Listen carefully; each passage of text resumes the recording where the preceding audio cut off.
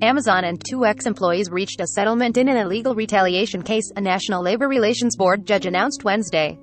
The settlement in the case, which involved two women who said they were fired for speaking out against company policies, staves off what could have been a substantive series of hearings for the retail giant.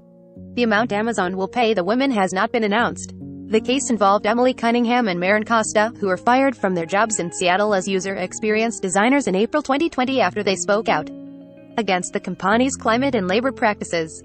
Their dismissals drew the attention of senators, including Elizabeth Warren, D-Mass, and Bernie Sanders, IVT. 6 months later, Cunningham and Costa filed a formal complaint with the National Labor Relations Board, or NLRB, which ruled in their favor.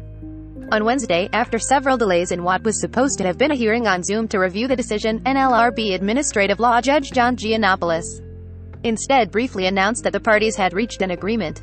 Amazon spokesperson Jose Negrete wrote in an emailed statement, "We have reached a mutual agreement that resolves the legal issues in this case and welcome the resolution of this matter." Cunningham and Costa released a joint statement saying they were thrilled.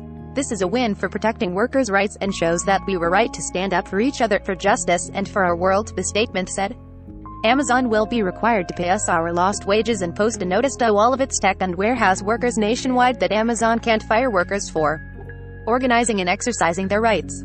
"It's also not lost on us that we are two women who are targeted for firing," they said. Inequality, racism, and sexism are at the heart of both the climate crisis and the pandemic. The United Food and Commercial Workers Union, which brought the case on the women's behalf, encouraged other workers, unionized or not, to make their voice heard. "Being able to assist not yet unionized workers who are acting in accordance with the law and who were fired has been an honor and responsibility we took very seriously, and we want to encourage all workers to speak out in a collective and constructive way to improve their workplaces if they so choose," Faye Gunther, president of UFCW21, said in a statement. Cunningham and Costa helped found Amazon Employees for Climate Justice, an employee advocacy group that protested and advocated for major changes in how Amazon is responding to climate change. In recent years, Amazon has faced increased scrutiny from labor activists, and it has been found to have violated labor law in some instances, according to previous NLRB rulings.